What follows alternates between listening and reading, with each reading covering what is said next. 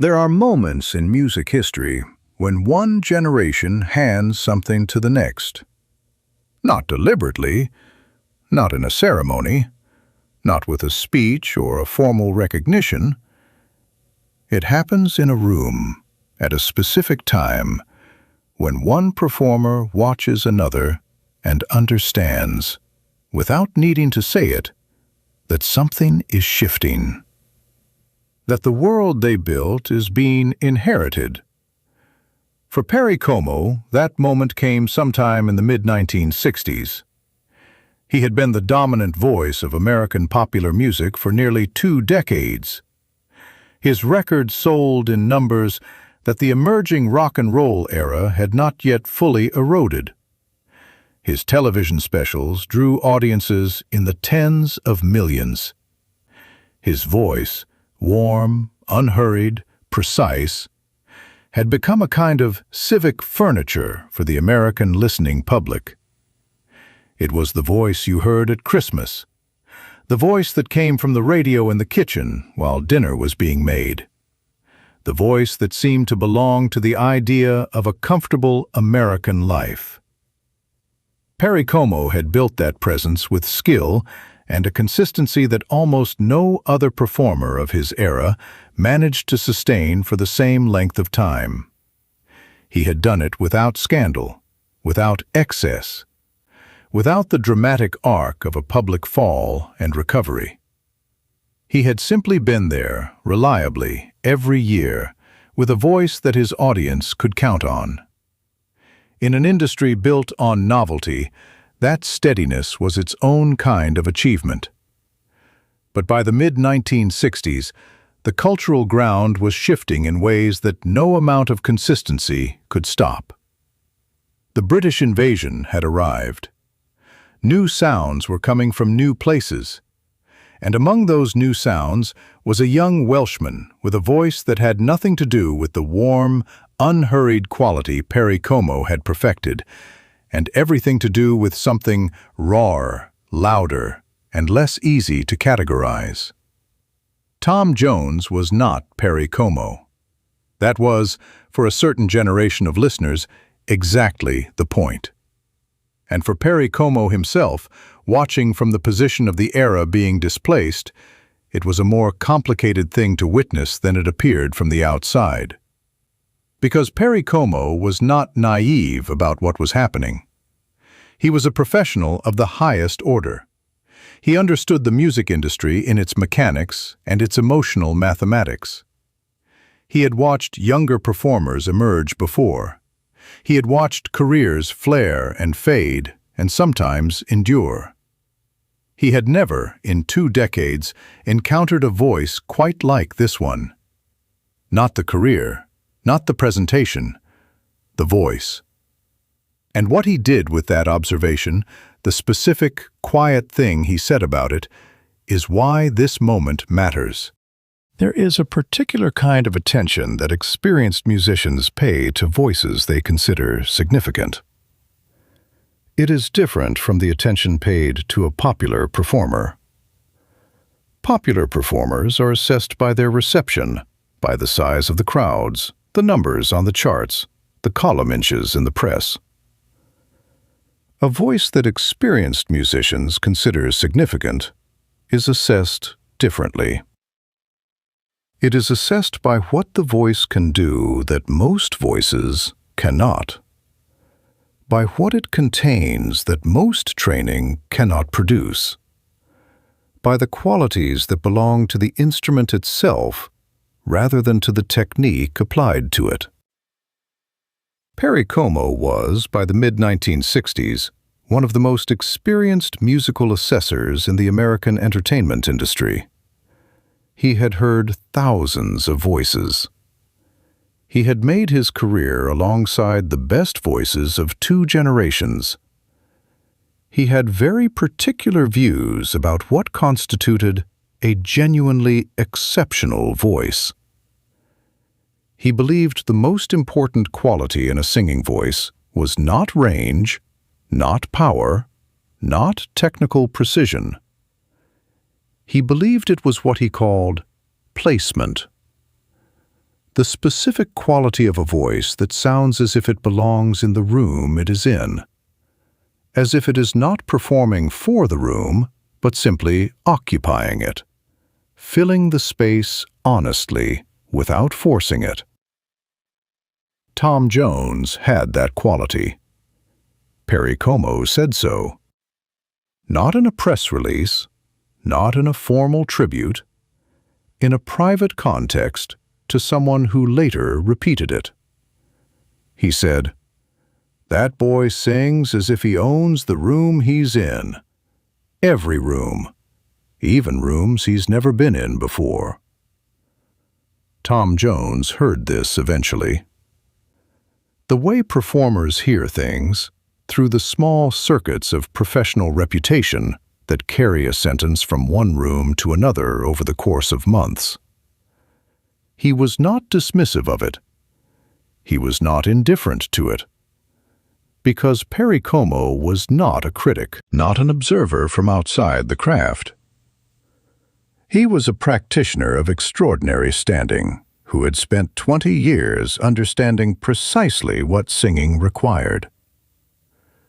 When Perry Como made an assessment of a voice, it was not flattery. It was not the industry's standard currency of mutual praise. It was an observation from someone who knew what he was looking at. And Tom Jones, who had spent his entire career being underestimated by industries that could not categorize him, who had been told his voice was too big, too raw, too Welsh, too something, understood exactly what it meant to be assessed accurately. Even if the assessment came from a man who represented the era his own arrival had helped to displace. That is not a straightforward thing to receive. Praise from a contemporary is one thing. Praise from the generation you are in the process of succeeding requires a different kind of response. It requires you to understand what it cost the person giving it. Perry Como had spent 20 years being the voice that American audiences trusted. He had earned that trust carefully and maintained it through consistency, through musical intelligence, and through the kind of quiet professionalism that never drew attention to itself. For that man to say what he said about Tom Jones was not a small act. It was the act of someone who understood music well enough to set his own position aside and simply report what he heard. That takes a particular kind of character. And Tom Jones, who had been dismissed by enough people in enough rooms to recognize the opposite quality, understood exactly what he was receiving. Perry Como had been born in Canonsburg, Pennsylvania in 1913. His father was an Italian immigrant who worked as a millwright. Perry Como grew up in a working-class household in a small industrial town and began singing in a barber shop at the age of 11, partly because he enjoyed it, and partly because it generated income the family could use. By his 20s, he was performing professionally. By his 30s, he was among the most successful recording artists in the United States. He had achieved this not through flamboyance or spectacle, but through a quality that was genuinely difficult to replicate. A voice that sounded completely at ease with the song, at ease with the audience, at ease with itself. That ease was not laziness, it was the product of extraordinary technical control. Perry Como could sound effortless because his musicianship was thorough enough to make difficult things appear simple. His pitch was reliable, his phrasing was intelligent. His relationship to a lyric was specific and considered. He had simply absorbed all of that into a presentation so natural that audiences never saw the work. By the mid-1960s, he had been doing this for 2 decades. He was 53 years old. He was not finished, but he was, for the first time in his career, aware of a world forming around him that had not needed his permission to form. Tom Jones arrived in that world in 1965. It's Not Unusual reached the top of the British charts, then the American charts, then the radio stations that Perry Como's audience had spent 20 years listening to. The song was not subtle. It was loud and physical, and demanded a response from the body rather than a comfortable settling into the furniture. It was the opposite of what Perry Como had built his career on. And yet, a voice from a Welsh valley had arrived on the American radio. And while it did not sound like anything Perry Como had trained his generation to expect, it had something. Something that a man of Perry Como's musical experience could hear past the novelty, past the production style, past the cultural distance. A genuinely exceptional voice. And Perry Como noticed. What Perry Como thought about this privately is not fully recorded. He was not a man given to public statements about younger performers. He watched the music industry shift around him without issuing commentary. But there were moments, in interviews, in casual conversations that people who knew him remembered later, when he spoke about Tom Jones in a way that suggested more attention had been paid than his public silence implied. He noted the voice, not the career, not the image, not the television program, the voice itself. And what he said about the voice was considered, specific, and, from a man of Perry Como's musical background and experience, more meaningful than any amount of industry praise or award season recognition. Because Perry Como had no reason to be generous, he was not obligated to say anything about Tom Jones. He was the older generation, the displaced era, the voice that had owned American popular music for 20 years and was now watching something new take the rooms he had built. The gracious thing in that situation would have been silence. Perry Como chose something more difficult. He chose accuracy. There is a particular dignity in the act of recognizing what comes after you, not embracing it necessarily, not endorsing it or aligning with it or pretending that the shift it represents is without personal cost. Simply recognizing it, calling it what it is, saying, "This is something." Most performers cannot do this.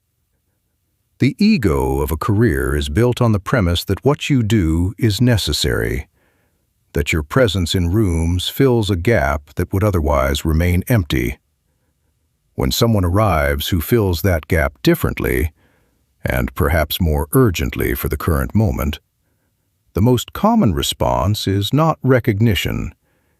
It is retreat, or silence, or the kind of formal politeness that is indistinguishable from dismissal. Perry Como did something different. Perry Como did that. In a music industry that did not naturally encourage older performers to acknowledge their successors, and in a period when the cultural distance between his generation and Tom Jones's generation was very wide, he said something accurate about a voice. He did not frame it as endorsement. He did not frame it as farewell. He simply said what he heard. And what he heard was a voice that owned the room it was in. That is not a small observation from a man who had spent 20 years building his own version of that quality. It is, in its way, one of the most generous musical assessments of one generation to another in the popular music of that era. Tom Jones went on to outlast the cultural moment that had displaced Perry Como. He went through his own periods of displacement and return. The late 1970s were difficult. The 1980s brought a change of format and audience. The 1990s brought Sex Bomb, and a return so unexpected that the industry did not know how to account for it. He understood by then, from deep inside, what Perry Como had observed from the outside in the mid-1960s. The music industry moves. The artists who survive it are not the ones who resist the movement, but the ones who understand it well enough to find the place within it that belongs to them specifically. Perry Como had done that for 20 years. Tom Jones would do it for 6 decades. Perry Como died in 2001 at the age of 88. He had remained active as a performer well into his 70s. His voice, at the end of his career, had lost some of the range it carried in the 1950s, but not the quality that had always defined it, the sense of ease, of natural placement, of a voice that did not need to work to own the room. Tom Jones, by that time, had been performing for nearly 40 years. He was in the middle of the unexpected second chapter of his career, the one that none of the forecasters had predicted and none of the industry models had accounted for. He was still there, still in the room, still owning it.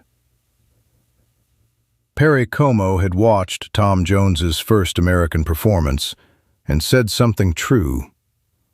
He didn't say it publicly. He said it to someone nearby. He said, "I'm not worried about him. He'll be fine." He paused. He sings as if he owns every room he's in.